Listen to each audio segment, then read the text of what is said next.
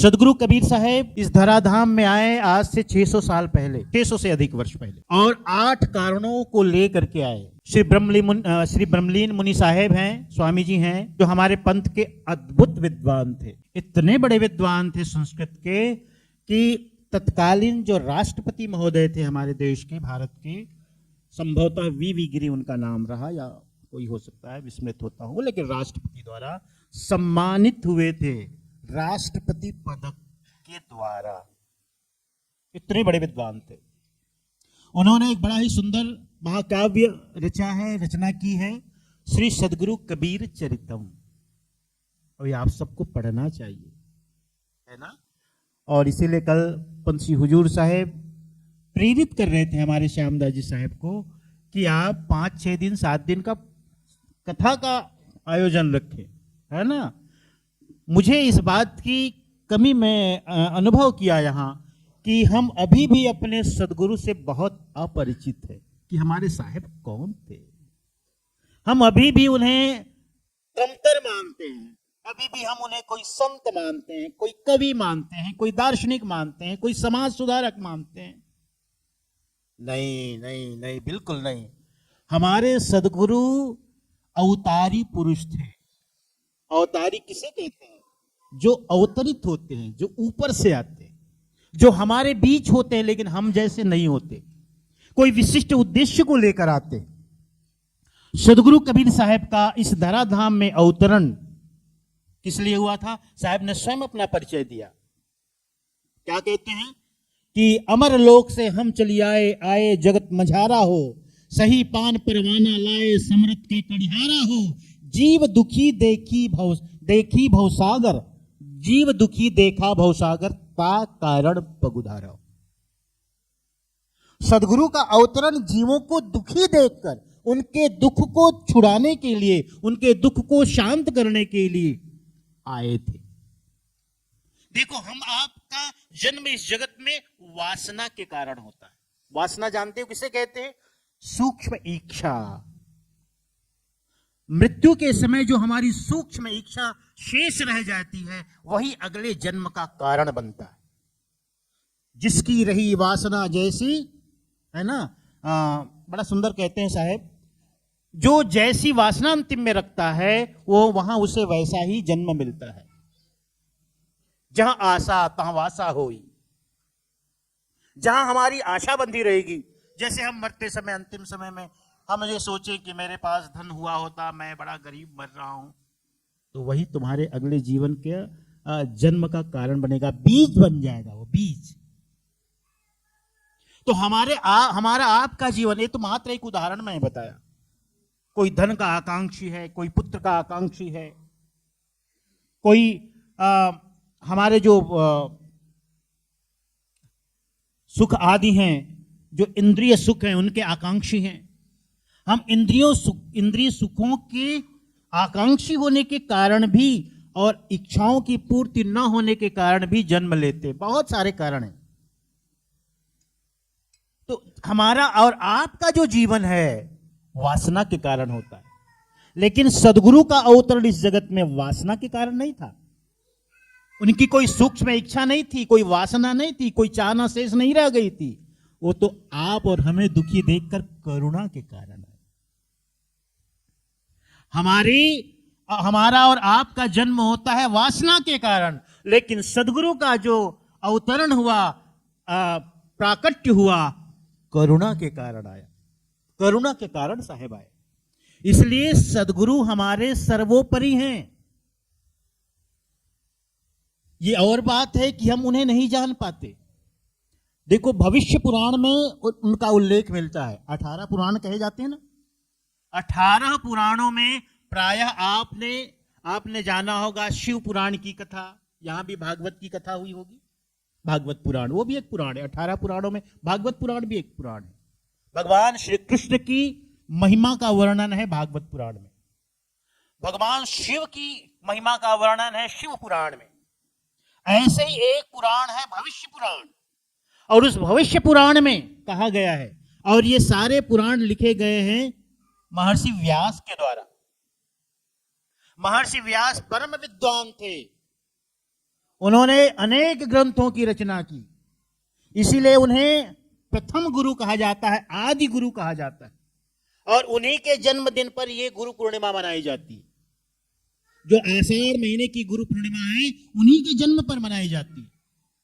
इतने बड़े वो विद्वान थे, विद्वान भी कम है उनके लिए कहना, है ना।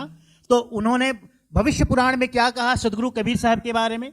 भारते यवनाक्रांते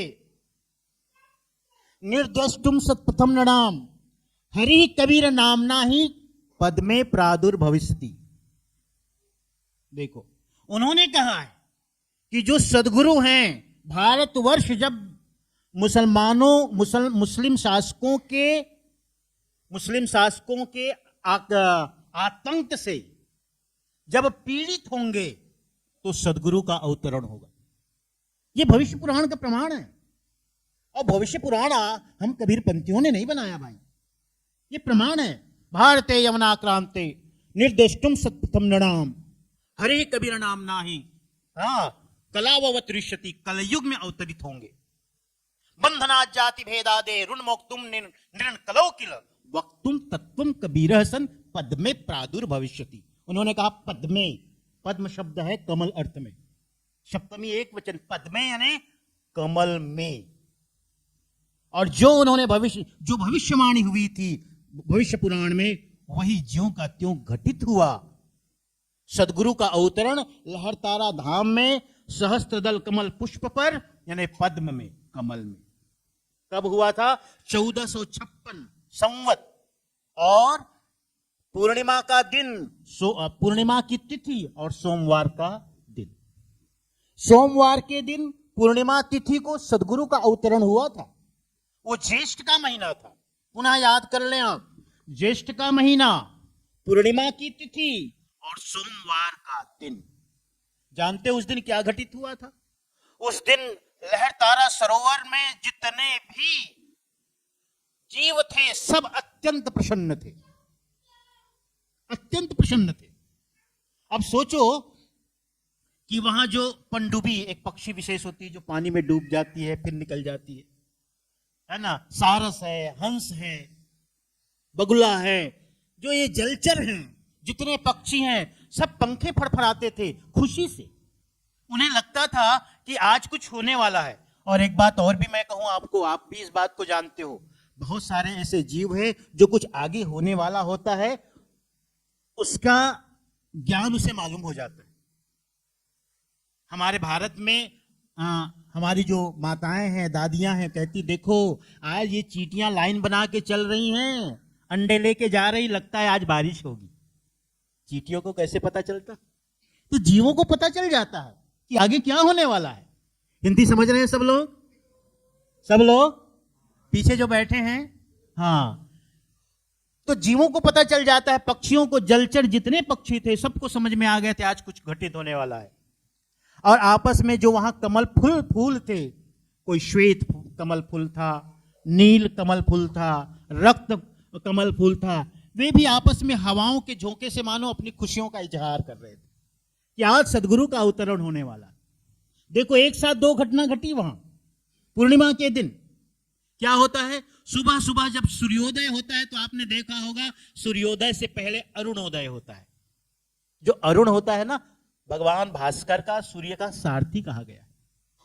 सबसे पहले वो उदय होता है अरुण, और ये खबर देता है सारा जगत को कि तैयार हो जाओ, भगवान भास्कर का आगमन हो रहा है। जैसे कोई राजा आता है ना तो दरबारी चिल्लाता है ना कि सावधान, है ना, महाराजाधिराज पधार रहे हैं। ऐसे ही मानो अरुण जो है अपने आगमन से, सूर्य के आगमन का सबको की सूचना सबको देते। तो जानते उस दिन क्या हुआ? एक तरफ भगवान सूर्य का उदय होने लगा और दूसरी तरफ सदगुरु का अवतरण होने लगा। एक साथ दो का अवतरण हुआ। अब वो कैसे? संसार के अंधेरों को दूर करने के लिए सूर्य का उदय हुआ, और संसार में जो अज्ञान रूपी अंधकार है उस अंधकार को दूर करने के लिए सदगुरु का अवतरण हुआ। तो लहरतारा धाम में सदगुरु का अवतरण हुआ, उनका प्राकट्य हुआ। वो किन्हीं माता पिता से जन्मे नहीं थे। आप इस बात को ध्यान रखो, किताबों में यही पढ़ाया जाता है, हमारे बच्चे यही पढ़ते हैं, इसलिए सवाल करते हैं। मैं आपसे कह दूं, दो तरह की मान्यता है। वे जो साहित्यकार हैं, वे जो विद्वान हैं, वे जो सामान्य जन हैं, लेकिन उनसे पूछो जो सदगुरु के भक्त हैं, और सदगुरु को वही भक्त ही जानते हैं, समझो। बाकी तो सब सिर्फ रटी रटाई बात करते हैं। ये बड़े बड़े साहित्यकार हैं, दिन भर खूब चर्चा करेंगे कबीर साहब के बारे में, और शाम होते ही फिर शराब के सेवन में लग जाते हैं, मदिरा पान करते हैं, मांसाहार करते हैं। साखी शब्द बहुत याद है उन्हें, बहुत याद रहते हैं, लेकिन उनके जीवन में सदगुरु की वाणी वचन का कोई प्रभाव नहीं होता। सच्चे कबीर पंथी आप हैं, क्योंकि सदगुरु के वाणी वचनों को एज इट इज, ज्यों का त्यों हम अपने जीवन में उतारते हैं। तो जो हमारे कबीर पंथ के लोग हैं, वे जो मानते हैं, हमारे जो मठाधीश हैं, हमारे जो आचार्य गुरुजन हैं, हमारे जो महान साहब हैं, उनकी मान्यता यही है कि सदगुरु किसी माता पिता से नहीं आए थे। और इसका सबसे बड़ा सबूत क्या है? जब मगहर में साहब का अंतर ध्यान होता है तो वहां शरीर नहीं मिलता, फूल मिलता है। इस बात को सभी पंडित भी स्वीकार करते हैं, साहित्यकार भी मानते हैं। तो आप ये सोचो कि आप जन्म को स्वीकार नहीं करते और उनके प्राकट्य को स्वीकार नहीं करते हो, अवतरण को स्वीकार नहीं करते हो, और अंतर ध्यान को तो स्वीकार कर लेते हो ना। तो हम कबीर पंथी क्या मानते हैं कि साहेब फूल में ही आए और फूल ही छोड़ करके गए। फूल में ही आए साहेब और फूल ही छोड़ करके गए। तो सदगुरु कबीर साहेब हमारे परम इष्ट हैं। यही भाव हम आप सबको रखना है। इसलिए कभी भी सदगुरु कबीर साहब के नाम के आगे संत नहीं लगाओ। संत तो हम सब हैं, वो संत से कहीं बहुत बड़े हैं। क्यों, सही है कि नहीं? हाँ। अब आप कहोगे साहब कबीर साहब क्यों संत नहीं थे? हमारे पंछी हुजूर अर्धनाम साहब को क्या संत नहीं है? लेकिन संत तो हैं, लेकिन संत से ऊपर उठ गए। अब हम साहब के नाम के आगे विशेषण में संत नहीं जोड़ते। एक ने मेरे से पूछा ऐसे ही, कहा कि साहब आप कहते हो संत नहीं कहो, सदगुरु कबीर साहब कहो, तो क्या सदगुरु कबीर साहब संत नहीं थे? तो मैंने उनसे कहा कि माननीय प्रधानमंत्री नरेंद्र मोदी जी हैं, वो सांसद नहीं है क्या? तो कहे हाँ हैं। जब वो सांसद हैं तो उन्हें प्रधानमंत्री क्यों कहते हो? क्योंकि वो सांसद होते हुए भी अब प्रधानमंत्री हो गए। अब हम उनको सांसद नहीं कहेंगे। ऐसे ही जो हमारे आचार्य गुरुजन हैं, संत तो होते ही है, लेकिन जिस पद में वे प्रतिष्ठित हो जाते हैं फिर हम उन पदों को ही बोलते हैं और कहते हैं। इसलिए हमारे जो सदगुरु कबीर साहेब थे वो संत से कहीं ऊपर उठ गए थे, कहीं ऊपर स्थिति में थे। और देखो मैं आपको बताऊं कि हम कबीर पंथी भी कभी कभी इस बात को स्वीकार नहीं करते, लेकिन सदगुरु कबीर साहब को जिन संतों ने जाना था उनके वचन आपने कभी सुने हैं? देखो मैं कभी नोट किया था, आपको सुनाता हूं कि किन संतों ने सदगुरु कबीर साहब के बारे में क्या कहा। थोड़ा समय लगेगा, थोड़ा सा आप सुने जरूर। लेकिन सबसे पहले हम गुरु नानक देव जी के बारे में कहते हैं। गुरु नानक देव जी ने सिख धर्म का संचालन किया, है ना, प्रवर्तक थे सिख धर्म के। लेकिन गुरु नानक देव जी ने स्वयं कहा है कि सदगुरु कबीर साहब मेरे गुरु थे। उनकी वाणी सुनाता हूं। उन्होंने क्या कहा? वाह वाह कबीर गुरु पूरे हैं। समझ में आ रहा है ना? वाह वाह कबीर गुरु पूरे हैं, पूरे गुरु की मैं बलि जाऊं, जाका सकल जहूरे। अधर दुलेचा परा है गुरन के, शिव ब्रह्मा जहां झूले हैं, सेत धजा फहरात गुरुन के, बाजत अनहद तूरे हैं। पूरन कबीर सकल घट दर से, हरदम हाल हजूरे हैं। नाम कबीर जपे बड़ भागी। वो कहते हैं ये तो कोई बड़ा भाग्य वाला होगा, वही सदगुरु कबीर साहब का नाम का सुमिरन करता है। नाम कबीर जपे बड़ भागी, नानन चरणों के धूरे। देखो कितनी बड़ी बात कही गुरु नानक देव जी। नानक मैं, अपने को कहते, नानक मैं तो साहब के चरणों की धूल हूं। फिर साहब ने क्या कहा नानक जी के लिए, वाह वाह रे लड़के जीते रहो। देखो, जैसे गुरु ही कह सकता है लड़का, है ना, अपने शिष्य के लिए यही गुरु ही ऐसा संबोधन कर सकता है। वाह वाह रे लड़के जीते रहो, मड़वे की रोटी बथुए की भाजी, ठंडा पानी पीते रहो, प्रेम की सुई सुरति का धागा, ज्ञान गुदड़िया सीते रहो, यही लड़के की बड़ी बड़ी अखियां नित प्रति दर्शन करते रहो। हाँ, अंतिम में साहब ने क्या कहा, कहे कबीर सुनो रे लड़के, नानक जी के लिए कहे कबीर सुनो रे लड़के, सत्य नाम रस पीते रहो। और वही सत्य नाम जो गुरु नानक देव जी का एक ओंकार सतनाम, ये सतनाम कहां से मिला गुरु नानक देव जी को? सदगुरु कबीर साहब से मिला है। तो इस प्रकार आप दादू दयाल जी की साखियां सुने, कितनी सुंदर बात उन्होंने कही। जय जय शरण कबीर के तरिगे अनंत अपार, दादू गुण के ताकहूं कहत न आवे पार, कबीर करता आप हैं। देखो, कबीर करता आप हैं, दूजा नाही कोय, दादू आए जगत गुरु, भक्ति दृढ़ामन सोए, ठेका पूरण होए जो सब कोई तजे शरीर, दादू काल भजे नहीं जपे जो नाम कबीर। कहते हैं कि काल भी दादू का बाल बांका नहीं कर सकता, क्योंकि दादू कबीर के नाम का जप करता है, अपने लिए कहते हैं। ये जो आगे आने वाली साखी और भी अद्भुत है, उसे भी सुनना। कहते मेरे कंत कबीर हैं, सदगुरु कबीर साहब को उन्होंने अपना पति कहा, स्वामी कहा। मेरे कंत कबीर है, वर्ण और वरी हो, वर मने दूल्हा, मेरे कंत कबीर है और वर्ण और वरी हो, दादू 3 तलाक हैं, हित और न धरी हो। कहते बाकी को सब 3 तलाक, तलाक तलाक तलाक कहते हैं तो संबंध विच्छेद हो जाता है, तो कहते हैं और सबके प्रति मेरा 3 तलाक है, मेरे तो एकमात्र मेरे स्वामी सदगुरु कबीर साहब। तो देखो, इस तरह संतों की वाणी आप सुन रहे हो।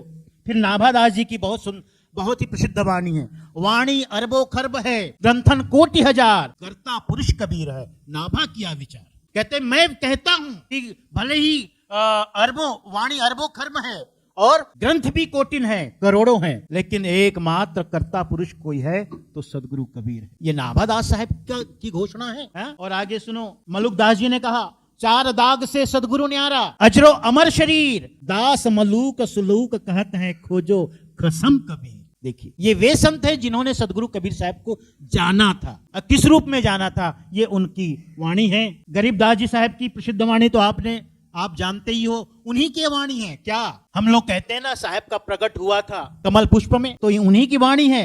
उन्होंने ही कहा था कि सदगुरु का अवतरण कमल पुष्प पर हुआ था। कहते हैं, लोग अलोक चाहूं नहीं, इच्छा नहीं अचूक, अदली अदल कबीर के चरण कमल की भूख, अविगत कहो अदली कहो अदली अविगत एक, भक्ति हेतु के कारणे चोले धरे अनेक, कस्तूरी नाम कबीर है बिन छेड़े महकंत, आदि अंत को कहत हूं पटतर को इन संत। इस प्रकार देखो, संतों ने भी सदगुरु कबीर साहब के बारे में क्या महिमा कही है। तो प्यारे भक्तजनों, हंसजनों, हम सब आपको यही बताने आए हैं कि हमारे कंत कबीर है, हमारे सदगुरु कबीर साहब हैं। सदगुरु कबीर साहब से बड़ा कोई भी नहीं है, ये हमें मानना है और ये हमें जानना है। और सदगुरु कबीर साहब ने जो व्यवस्था दी जीवों के उद्धार और कल्याण के लिए, उसी व्यवस्था का नाम है वंश 42। और वंश 42 के द्वारा ही जीवों का कल्याण होगा, ये सदगुरु ने घोषणा की है, उसी की व्यवस्था है। ये वंश 42 के जो नाम है सदगुरु के द्वारा ही घोषित है, ये हमारे आपके द्वारा बनाया नहीं है। देखो, सबसे पहले चूड़ामणि नाम साहेब, सुदर्शन नाम साहेब, कुलपत नाम साहेब, प्रमोद गुरुबाला पीर, केवल नाम, अमोल नाम, सरई नाम, हक नाम, पाक नाम, प्रगट नाम, धीरज नाम, उग्र नाम, दया नाम, ग्रंथमणि नाम साहेब, प्रकाशमणि नाम साहेब, ये जितने भी नाम हैं। उसके बाद उदित नाम साहेब, मुकुंदमणि नाम साहेब, अर्ध नाम साहेब, है ना, ये जितने भी आगे उदय नाम साहेब, फिर आगे ज्ञान नाम साहेब, ये जो वंश 42 है, ये जो नाम है सदगुरु ने धर्मदास साहब को दिया है। और जो भी हमारे आचार्य खरसिया गादी पर विराजित होते हैं, पूर्व का नाम उनका छूट जाता है और नए नाम से प्रतिष्ठित होते हैं। वर्तमान में हमारे 18वें वंश गुरु के रूप में पंच यजुर अर्धनाम साहेब हैं। पंच हजूर अर्धनाम साहेब। और व्यवस्था क्या है? व्यवस्था ये है कि सदगुरु कबीर साहब ने कहा था कि धर्मदास तुम पंथ के राजा, तुमसे होए जीव को काजा। हे धर्मदास जी, तुम पंथ के राजा हो और ये तुम्हारे वंश होंगे वे पंथ के राजा होंगे। इसलिए हमारे आचार्य साहेब पंथ के राजा हैं। अरे जितने आप महंत साहेब हैं क्या हैं? ये जितने महंत साहेब हैं इनके जैसे राजा होते हैं ना, छोटे छोटे छोटे छोटे राज्य और होते हैं, है ना? हाँ, उनके सरदार बनाए जाते हैं। हाँ, तो इस तरह ये हमारे जो महंत साहेब हैं, और सदगुरु कबीर साहब ने पहले भी कहा था अंश वंश और हंस, इन तीन से जीवों का उद्धार होगा। अंश का मतलब है हमारे धर्मदास साहेब है, अंश हैं, वो सुकृत अंश हैं। और वंश माने धर्मदास साहेब के जितने भी वंश हैं वे वंश गुरु, और ये वंश गुरु अपने सहयोग के लिए कड़िहार महंतों का चयन करेंगे, वे हंस हैं। वंश अंश वंश और हंस के द्वारा समस्त जीवों का मुक्ति और कल्याण और सद्गति का मार्ग प्रशस्त होगा। ये कबीर पंथ की व्यवस्था है। और इसी व्यवस्था के तहत हमारे मॉरिशस में भी इतने सारे महंत बने हैं। अब संख्या कितनी हो गई साहब जी? लगभग 16 की 15 14। हाँ, हमारे 14 महंत हैं खरसिया गादी से। उसके अतिरिक्त हमारे दामा खेड़ा से भी कितने, 4 हैं क्या? सब मिला के 14। अभी जो नए 3 महंत बने वो अलग है। अच्छा, सब मिला करके 14 महंत। इन महंतों का यही काम है जो सब जगह आचार्य साहब नहीं पहुंच सकते, हुजूर साहब नहीं जा सकते, ठीक है ना? कभी कभी आएंगे। तो इन महंत साहबों का भी वही कार्य है, चौका आरती करना, काग को हंस बनाना, दीक्षा मंत्र देना, कंठी पहनाना, है ना? उन्हें 5 शिक्षा देना। हमारे गुरुदेव पंसी हजूर उदित नाम साहेब 5 बातें सिखाते थे। कभी भी किन्हीं को शिष्य बनाते थे तो सबसे पहले कहते थे मांसाहार का त्याग करो, फिर शराब का त्याग करो, दूसरी शिक्षा। तीसरा जो व्यभिचार का त्याग करो, तीसरी शिक्षा। और हमेशा सत्य बातें बोलो, ये चौथी शिक्षा। एक शिक्षा और भी देते थे, है ना? ये 5 शिक्षा सदगुरु हमारे उदित नाम साहेब दिया करते थे। तो ये 5 शिक्षा भी देना है अपने शिष्यों को, कंठी भी पहनानी है। कंठी सबको पहननी चाहिए। आप लोग पहनते हैं कि नहीं कंठी? मॉरिशस वाले हैं इसलिए छूट नहीं रहेगी। मॉरिशस वालों को भी कंठी पहननी चाहिए। कंठी का मतलब जो कंठ में पहनी जाए, और ये कंठी पहचान है। हमारे संत गुरुजन कभी कभी समझाने के लिए ऐसे ही कोई मजाक में भी कुछ बातें कह जाते हैं, भले ही वो घटना से सत्य ना हो, लेकिन तथ्य रूप से वो बहुत प्रभावित करता है। सुनाऊं एक घटना ऐसी। कहते हैं हमारे संत लोग कहते हैं, अब किस शहर का उदाहरण दूं? वाराणसी का ही दूं, मैं जहां रहता हूं। कहते हैं एक बार वाराणसी में बहुत सारे लावारिस कुत्ते हो गए। हमारे श्यामदास जी कहते हैं कि साहब यहाँ कुत्ते दिखाई नहीं पड़ते, जहां कुत्ते ज्यादा होते हैं ये सब उसे पकड़ करके कहीं ले जाते हैं या जो भी करते हैं। इसलिए सचमुच में हमने कुत्ते के तो दर्शन यहाँ किए, लेकिन गाय के दर्शन अभी तक नहीं हुए मॉरिशस में। हमारे यहाँ तो कहीं भी बैठी रहती, बड़ी स्वतंत्रता है। और उनसे कुछ कहो भी तो पगुलाते हुए ऐसे देख लेती है, बड़े आए मॉरिशस से, हम तो यहीं बैठे रहेंगे, क्या कर लोगे हमारा? ठीक है।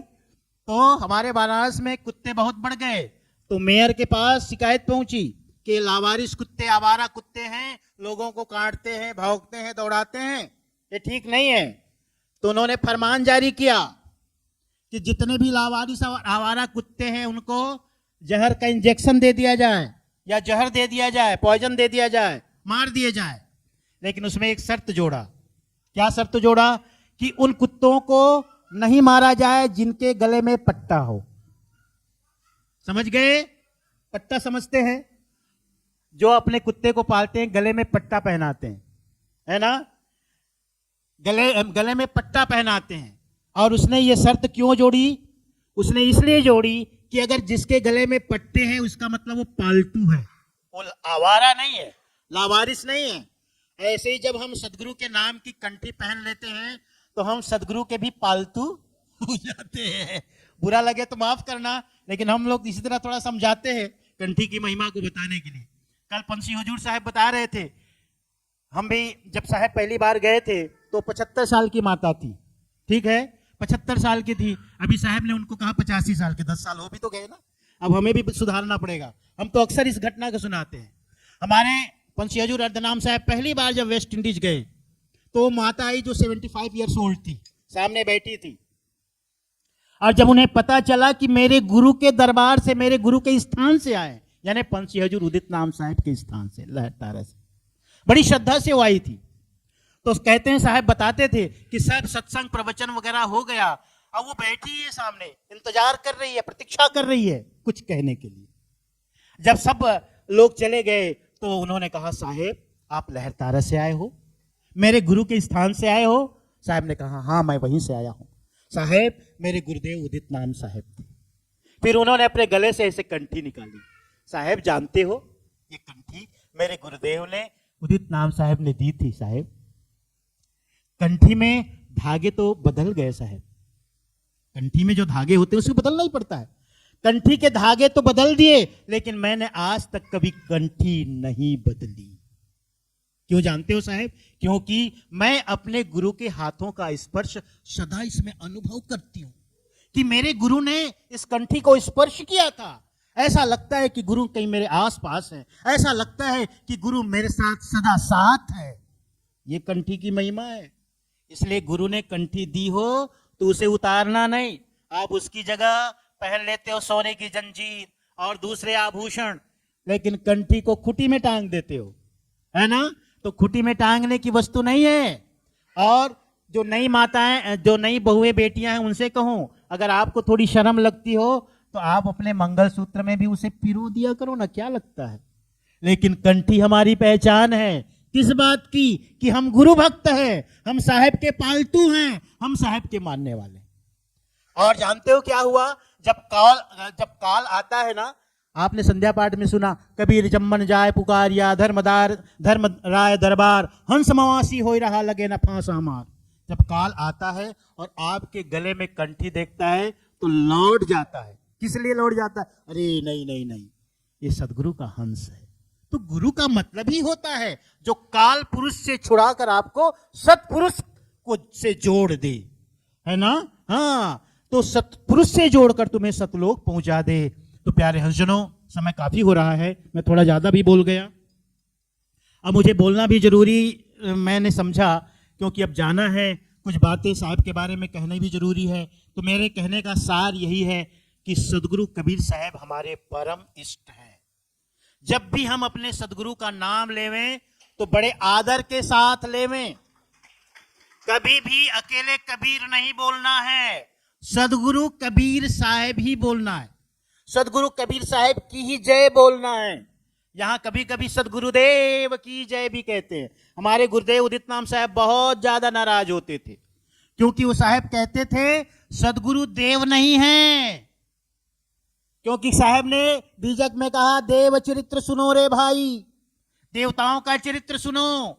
तो देवताओं से सदगुरु की तुलना नहीं है, देवता नीचे कोटि के हैं, साहेब बहुत ऊपर कोटि के हैं। इसलिए सदगुरु देव की जय नहीं बोलना, आदत बनाओ। जब कभी भी जयकारा लगाओ तो सदगुरु कबीर साहेब की जय। क्या याद रहेगा, स्मरण रहेगा ना? हाँ, सदगुरु कबीर साहेब की जय, यही आपको जयकारा बोलनी है। तो प्यारे हंसजनों, हम अपने सदगुरु को जाने, हम अपने गुरुदेव को जाने। मैं एक उपदेश और भी करता हूं, हर कबीर पंथी के घर में सबसे पहले सदगुरु की एक फोटो होनी चाहिए। सदगुरु, आचार्य गुरु और दीक्षा गुरु, 3 फोटो। सदगुरु यानी सदगुरु कबीर साहब, आचार्य गुरु यानी जिस परंपरा से आप जुड़े हो, और दीक्षा गुरु यानी आपके महंत साहब, जिन महंत साहबों से आपने दीक्षा मंत्र प्राप्त किया है। ये 3 फोटो ही होनी चाहिए, और यही हमारे त्रिदेव है, कहें तो, है ना? माना कि मैं देवता कहने से बचता हूं, और मैं मानता हूं कि ऐसा नहीं भी कहना है, लेकिन थोड़ी आपकी व्यवहारिक भाषा में कह रहा हूं, है ना? गुरुदेव नहीं है, ये मैं कह चुका हूं, लेकिन हमारे यहां यही 3 मूर्ति है, त्रिमूर्ति हैं। सदगुरु कबीर साहब की तस्वीर हो, आचार्य गुरु की तस्वीर हो आपके घर में, और जिन महान साहब से आपने दीक्षा मंत्र और कंठी प्राप्त किया है उनकी तस्वीर हो। आपके पूजा घर में 3 ही फोटो हो, उससे ज्यादा फोटो नहीं रखना, नहीं तो कल कथा मैंने सुनाई थी वही हाल होगा, सबकी रखते हो। लोग कहते हैं हम तो सबको मानते हैं। कैसे सबको मान जाओगे जी, बताओ ना भाई। अरे सम्मान सबका कर सकते हो, अलग बात, मानोगे कैसे? कोई पत्नी कहे मैं तो सबको मानती हूं, तो गलत बात बोलती है। हाँ, वो एक के लिए समर्पित हो सकती है, तन से मन से धन से, सबके लिए कैसे समर्पित हो जाएगी? इसलिए साहब ने पतिव्रता नारी का उदाहरण दिया, तो हम अपने सदगुरु के ही प्रति तन मन धन से समर्पित हुए। बाकी सबका सम्मान करें, किसी के प्रति घृणा नहीं रखें, नफरत नहीं रखें, किसी को छोटा ना कहने की जरूरत ही क्या है। हम बस यही कहें कि हम तो बस अपने सदगुरु के जानते हैं, बाकी हम कुछ नहीं कह सकते। आपके लिए आपका इष्ट परम है, हमारे लिए हमारा सदगुरु परम है, ये भाव रखना। ये संकीर्णता नहीं है ना, ये अपने गुरु के प्रति गौरव है, अपने आचार्य गुरु के प्रति गौरव है, अपने गुरुधाम के प्रति गौरव है, और हर एक को गौरव करने का हक है। मेरा पति मेरा देवता है कह सकते हो, जैसे एक पत्नी कहती है मेरे पिता जैसा कोई भी नहीं, मेरी मां जैसा कोई नहीं, तो क्या कोई संकीर्णता है? बिल्कुल भी नहीं, ये गौरव की बात है, कह सकते हो आप। एक पुत्र हो तो कह सकते हो, है ना। तो प्यारे हजनों, हम अपने सदगुरु के प्रति खूब निष्ठा का भाव रखें, समर्पण का भाव रखें। कंठी की महिमा आपको मैंने सुनाई, कंठी जरूर गले में धारण करना और नियमों का पालन करना, सच्चा कबीरपंथी बनना, है ना। बनना है तो सच्चा ही बनो, परफेक्ट, है ना, पूर्ण, आधे अधूरे नहीं। साहब ने कहा ना कि आधे अगर सरसों का बीज हो और आधा कच्चा हो आधा पका हो, तो उसका न तेल बनता है न खरी बनती है, कुछ भी नहीं होता, उसकी कोई गति नहीं। ऐसे ही जो भी बनना है पूर्ण बनना है। इन शब्दों के साथ बहुत बहुत धन्यवाद महर्षि सर्वेश्वर दास जी साहब को, जो यहाँ के महंतश्री हैं, साथ ही हमारे सभी कबीर काउंसिल के मेंबरान, हमारे अध्यक्ष महोदय महर्षि सुनील साहब, पूरण साहब, सुभग साहब, कितने नाम रखते हैं, एक रखा कीजिए और हमारे उपाध्यक्ष चंपा बहन, मंत्री हमारे महर्षि अमरदास जी साहब, उप मंत्री हमारे ढोलक मास्टर, और खजांची आप है ना, कोषाध्यक्ष क्या नाम है, विश्वनाथ जी, साथ ही सभी मेंबरान, सभी सदस्य, सभी लोग, सबको बहुत बहुत धन्यवाद और सबके लिए आभार। खासतौर से कबीर काउंसिल मंदिर के लिए हमें आपने आमंत्रित किया, हमें बुलाया, और आपके आमंत्रण के कारण पुनः हम अपने भक्तों से जुड़ पाए, ये आपने अपॉर्चुनिटी दी, आपने एक अवसर दिया, इसके लिए बहुत बहुत धन्यवाद और आभार।